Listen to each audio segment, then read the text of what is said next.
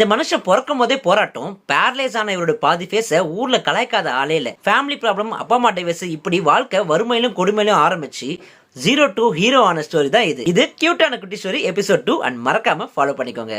இப்படி வறுமை உச்சத்துல இருக்க ஆசையா வளர்த்த நாயை விற்கிறாரு. காசுக்காக இல்ல, அதுக்கு சாப்பாடு வாங்க காசு இல்லாதால. வாழ்க்கையில பல பேர் கைவிட்டாலும் இப்படிப்பட்ட வாழ்க்கை வேணுமான்னு கேட்டாலும் அவர் கைவிடாது சினிமா. சினிமா மேல அவர் வச்ச காதலும் நம்பிக்கையும் அவர் கைவிடல. ஒரு நாள் முகமது அலி போற ஃபைட்டை பாக்குறாரு. அதுல இன்ஸ்பயர் ஆகி 3 நாள்ல முறுக்கேற்ற மாதிரி ஸ்கிரிப்ட் எழுதி ப்ரொடியூசர் கிட்ட சப்மிட் பண்றாரு. கதையை படிச்ச எல்லா ப்ரொடியூசரும் பெருசா ஆஃபர் பண்றாங்க. ஸ்கிரிப்ட் செம்மையா இருக்கு, கேஷ் ரெடியா இருக்கு, ஆனா நீ நடிக்க கூடாது அப்படின்னு ஒரு கண்டிஷன் போடுறாங்க. கையில காசு இல்ல, வறுமையிலே இருந்தாலும் சில்வஸ்டர் சொன்ன பதில், இது என் கதை, என்னை விட யாரும் நல்லா நடிக்க முடியாதுன்னு சொல்லி அதை ரிஜெக்ட் பண்றாரு. அதுக்கு கம்மியா வந்து ஒரு ஆஃபர் அக்செப்ட் பண்றாரு. அப்படி உருவான படம் தான் ராக்கி. ராக்கியை பத்தி சொல்லவே தேவையில்ல. அது ஓடின ஓட்டத்துக்கு வாங்கின அவார்டு தான் வெயிட் போட்டு பார்த்தா 66 கிலோ மேல போவோம்.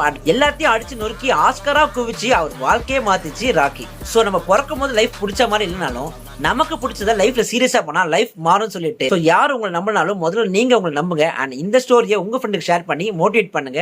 அண்ட் மறக்காம ஃபாலோ பண்ணுங்க.